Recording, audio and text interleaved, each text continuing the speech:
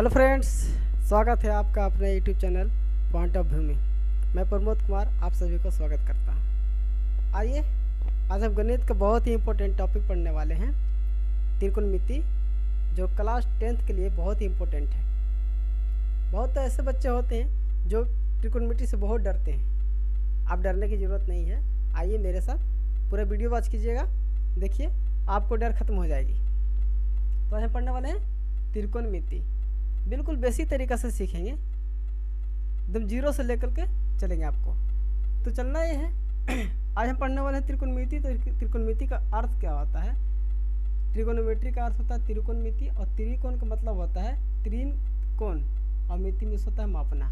तो देखिए, अगर हम बात करें ट्राई का, तो ट्राई का मतलब होता है तीन, गोनों का मतलब होता है भुजा या उसी को साइड कह देंगे, और मेट्री मीन्स होता है मापना। मेट्री मीन्स मापना। अब वीडियो में अंत तक बने रहेंगे, आपको हर समस्या सोल्व हो जाएगी त्रिकोणमिति से संबंधित। तो ये त्रिकोणमिति हो गया, और हमने देखा अलग अलग करके देखा। ट्राई मीन्स तीन, गोनो मीन्स भुजा या साइड, और ट्राई मेट्री मीन्स होता है मापना। और जब यहाँ तीन भुजा की माप कर रहे हैं, लेकिन जब इसका त्रिकोणमिति का हिंदी कहते हैं और त्रिकोणमिति का हिंदी कहते हैं, तो त्रिकोणमिति होती है अर्थात तीन कोनों की माप।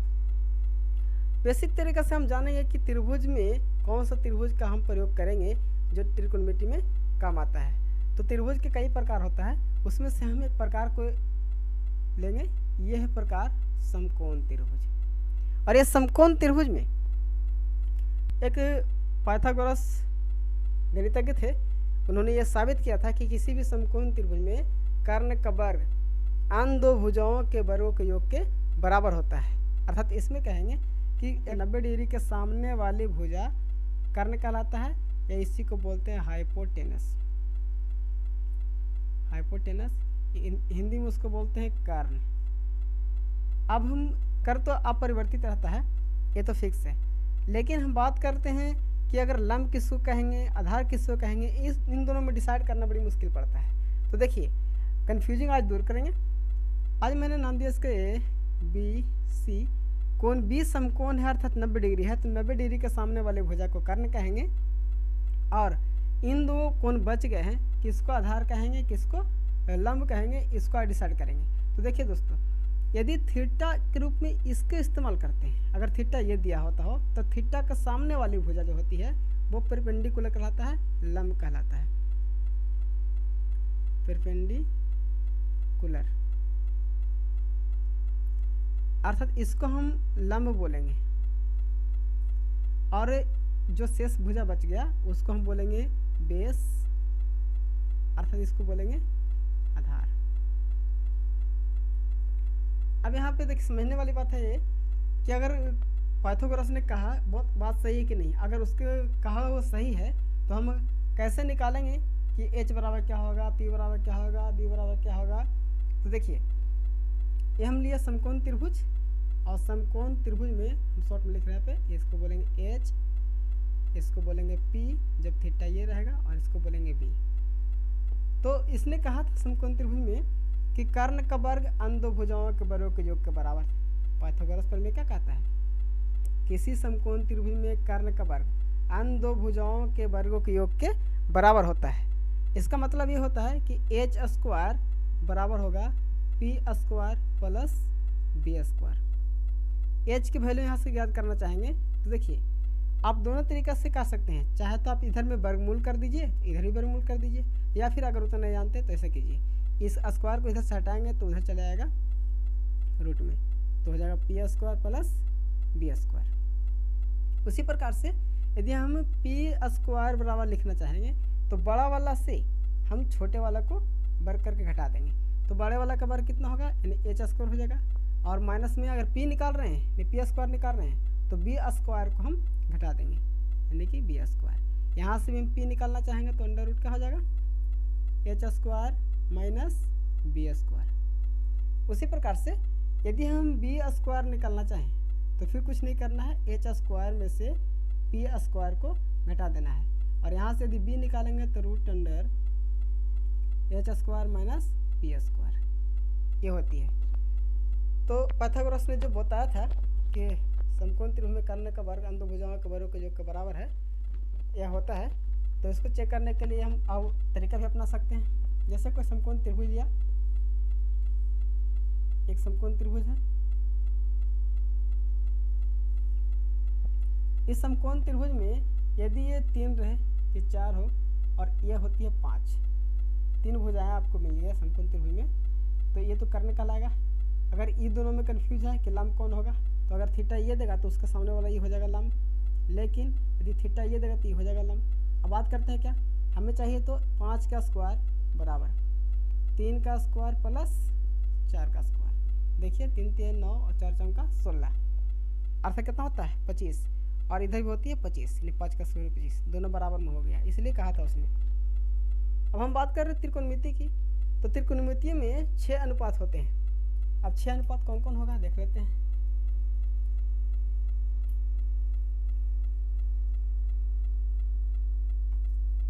पहले में एक समकोण त्रिभुज बनाएंगे और उससे हम बताना चाहेंगे, समझाना चाहेंगे, कोशिश रहे कि पूरा आपको समझ में आ जाए। इसको हम कहने दिया h शॉर्ट में, इसको बोल दिया p और इसको बोल दिया b, जब थीटा ये रहे। तो देखिए 2 तरीका से यहाँ से हम एक साइड से हम 2 अनुपात निकाल सकते हैं। देखिए क्या करना है, यदि p और h का संबंध देखिए, p और h का संबंध देखें, p अनुपात h को हम इसको बोल सकते हैं लंब अनुपात कर्ण, लंब अनुपात कर्ण, ठीक है। इसको हम बोल देंगे साइन थीटा कह सकते हैं। उसी प्रकार से p का और b का भी संबंध होगा, p अनुपात b, इसको बोल देंगे लंब अनुपात, बोलेंगे बेस मीन्स आधार, और पी बी किसका होता है, ये होती है tan में, ये होती है tan थीटा में। अच्छा, इसी तरह से अगर p से 2 का निकला, यानी h का साथ भी और b का साथ भी, उसी प्रकार से b को लिखेंगे तो b और h का संबंध भी हो सकता है और b और p का भी संबंध हो सकता है, यानी b रेशियो p, और जब b रेशियो p होगा इसका मतलब b बटा p किसका होता है, b बटा p कोट का, tan को उल्टा कोट होता है, तो इसको बोल देंगे कोट थीटा। उसी प्रकार से हर एक साइड से हम अब उसके करीब वाले से दोनों से कंपेयर करके देखेंगे।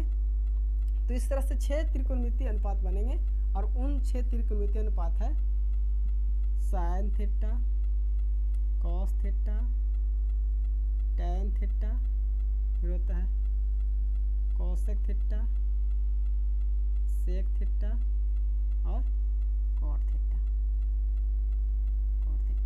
यहाँ आप समझ गए दोस्तों, ये संबंध आपको पता आ गया होगा। अगर नहीं समझ में आता तो फिर से देख लेंगे एक बार, हालांकि ज़्यादा इंपॉर्टेंट है नहीं, इसका इंपॉर्टेंट हम बताएंगे यहाँ पे क्या होता है। तो ये आपको पूरा समझ में आ गया होगा कि हम अगर 2 करीबी वाले को भुजा का अनुपात करते हैं तो एक रेशियो में लिख दें तो उसको क्या बोल देंगे, साइन बोल देंगे, कोस बोलेंगे, टैन बोलेंगे, कुछ भी बोल सकते हैं। इसमें जो अनुपात इसमें देखेंगे नाम दिया गया है, मैंने आपको अब लिखूँगा इसको, देखिए अब ऐसा डायरेक्ट आपको समझाने वाले हैं। अगर ये है तो समकोण त्रिभुज ए बी सी में हम करने वाले हैं क्या, पी और एच का संबंध, यानी कि हम लिखेंगे साइन थीटा बराबर होता है पी बट्टा एच, इसको बोलेंगे लंब बट्टा कर्ण। कॉस थीटा बराबर फॉर्मूला होता है बी बट्टा एच, होता है आधार बट्टा कर्ण, और टैन थीटा बराबर फॉर्मूला होता है पी बट्टा बी, इसको लिखेंगे लंब बट्टा आधार। और जब 3 को दोस्तों याद हो गया ना, तो 3 के बाद आप 3 को ऑटोमेटिक आपको याद हो जाएगा। वो कैसे याद होगा, साइन का उल्टा होता है कॉसेक, साइन का उल्टा होता है कॉसेक थीटा, साइन थीटा का उल्टा कॉसेक थीटा। तो साइन थीटा का है पी बट्टा एच, तो कॉसेक थीटा का हो जाएगा एच बट्टा पी, और इसी को बोल लेंगे कर्ण बट्टा लंब, कर्ण बट्टा लंब। उसी प्रकार से कोस का उल्टा होता है सेक थीटा, कॉस थीटा का उल्टा सेक थीटा, और सेक थीटा को लिखेंगे क्या होता है एच बट्टे बी, इसका मतलब लिखेंगे कर्न बट्टा में आधार। और tan का उल्टा होता है कोट, तो लिखेंगे कोट थीटा बराबर बी बट्टा पी। बी का मतलब होता है आधार और पी फॉर परपेंडिकुलर तथा लंब। आप इसको देखेंगे तो आप इन 6 त्रिकोणमितीय अनुपात आपको दिखाई पड़ेगी। इसके अलावा इससे ज़्यादा कोई अनुपात नहीं बन सकता, इसलिए हम 6 से ज़्यादा कुछ नहीं पढ़ते। अब हम बात करते हैं कि उसमें कुछ बेसिक फार्मूला होता है, फार्मूला को देखेंगे। फार्मूला आता कैसे है, कुछ बात समझ में आता होगा आपको। सर इससे तो मैंने कर दिया, फार्मूला को हम कैसे साबित करेंगे, तो आइए सीखते हैं। आप पेन पेपर लेके ज़रूर बैठिएगा, कुछ नोट करना होगा नोट कर लीजिएगा। हालांकि इस वीडियो देखने के बाद आपको कंफर्म हो जाएगा कि अब दिक्कत नहीं होगी। अगर फिर भी दिक्कत है तो एक बार फिर वीडियो देख लीजिएगा, और नहीं तो नोट डाउन कर लीजिए, सबसे बेहतर है। आप क्या करने वाले हैं, हम सीखने वाले हैं कि आखिर भाई देखिए साइन थीटा और कोसेक थीटा दोनों का हम कैलकुलेट करेंगे। साइन थीटा इंटू करेंगे कोसेक थीटा बराबर 1 होता है। अरे ये फॉर्मूला 1 होता है तो बात सही है या नहीं, इसको साबित करेंगे हम। साबित करने के लिए क्या करना है, साइन थीटा का मैंने वैल्यू रखा पी बट्टा एच, तो पी बट्टा एच रख लीजिए इंटू कोसेक थीटा का होता है एच बट्टा पी, और एक एच से एच कैंसिल, पी से पी कैंसिल, कितना बचेगा 1, यानी कि 1 इधर हो गया 1 उधर। तो देखिए sine theta into cosec theta का अगर हम हल निकालते हैं तो कितना आता है दोस्तों, 1 आता है। उसी प्रकार से टैन को कोट के साथ, कोस को सेक के साथ करेंगे, अर्थात लिखेंगे यहाँ फॉर्मूला तो आपको पता हो गया होगा, sine theta into cosec theta बराबर 1, तो यहाँ से आप साइन थीटा निकाल सकते हैं। साइन थीटा के साथ कोसेक थीटा क्या है, इंटू में है, और हम बराबर के उस साइड ले आना चाहते हैं राइट साइड में, तो क्या हो जाएगा, ये जो गुना में है उधर जाकर क्या हो जाएगा, भागे में हो जाएगा, तो 1 बटा क्या हो जाता है कोसेक थीटा। अगर यहाँ से हम निकालना चाहें कोसेक थीटा तो आप क्या करेंगे, इसके साथ ये भी तो गुना में है, इसको उठाकर उधर ले चले जाएंगे तो हो जाएगा 1 बट्टा साइन थीटा। उसी प्रकार हम देखेंगे कोस थीटा और सेक थीटा का, यानी कि cos theta plus into sec theta बराबर होती है 1। यहाँ से हम लिखेंगे कोस थीटा बराबर, रटना नहीं दोस्तों, यहाँ से समझिए, यदि एक फॉर्मूला आपको ऐसा तो 2 फॉर्मूला और आपको याद हो जाएगा। उसी प्रकार से cos theta into sec theta बराबर 1 होती है। अगर हम कोस थीटा यहाँ से पूछे तो सेक थीटा को इंटू में से उधर जाकर भागा में कर दीजिए, यानी कि 1 बटा कितना हो जाएगा सेक थीटा। उसी प्रकार अगर सेक थीटा के वैल्यू पूछते तो क्या हो जाएगा 1 बट्टा कोस थीटा। दोस्तों फार्मूला रटोगे तुरंत भूल जाओगे, रटना नहीं है, तुरंत आपको भूलना नहीं है, तो आप समझिए इसको, नहीं तो रट आया तो आप कभी भी माइंड से निकल सकता है और फिर आप मिस्टेक करके आ सकते हैं। कन्फ्यूज ज़्यादा होती है फार्मूला में ही, और ये फार्मूलेटिक चीज़ गणित होती है, तो गणित का हम क्या करेंगे, फार्मूला बिल्कुल हम याद करेंगे, लेकिन साथ साथ समझना भी है। आप लिखेंगे क्या, टैन के साथ कोट का, टैन को उल्टा क्या होता है कोट, अर्थात tan theta into cot theta बराबर 1 होता है। तो यहाँ से लिखेंगे टैन थीटा बराबर लिखेंगे, ये गुना में उधर जाएगा तो भागा में हो जाएगा, तो 1 बट्टा कॉट थीटा। यहाँ से लिखेंगे कॉट थीटा बराबर 1 बट्टा टैन थीटा। ये दोस्तों समझ में आ रहा है, उम्मीद करते हैं कि आपको समझ में आ रहा है। यदि वीडियो समझ में आ रहा है, सही लग रहा है आपको, तो लाइक शेयर और सब्सक्राइब जरूर कीजिएगा। अब इतना सीखने के बाद ये फार्मूला कुछ छोटे छोटे फार्मूला था, इसको देख लिया मैंने। अब करते हैं क्या कि एक और फार्मूला होता है, यदि साइन थीटा को यदि कॉस थीटा से भाग कर दें, साइन थीटा बट्टा कॉस थीटा, तो मिल जाती है हमको टैन थीटा। यहाँ से भी आप 2 फार्मूला याद कर सकते हैं। यहाँ से भी हम लिख सकते हैं साइन थीटा बराबर tan theta into cos theta, लेकिन ये मायने नहीं रखता, यहाँ सबसे पूछेगी सवाल नहीं, बट आपको याद रखना है साइन थीटा बट्टा कॉस थीटा बराबर होता है टैन थीटा। और यहाँ से अगर एक पूछा जाए कोस बराबर साइन तो लिख दिया, तो लिखेंगे कोस बराबर कॉस थीटा बराबर होगा, देखिए यहाँ से कॉस नज़र आ रहा है, टैन इंटू में है, इधर लाएंगे तो क्या हो जाएगा भागा में, तो साइन थीटा बट्टा क्या हो जाएगा tan थीटा। ये 3 फॉर्मूला हो गए। साथ साथ में और देखना है,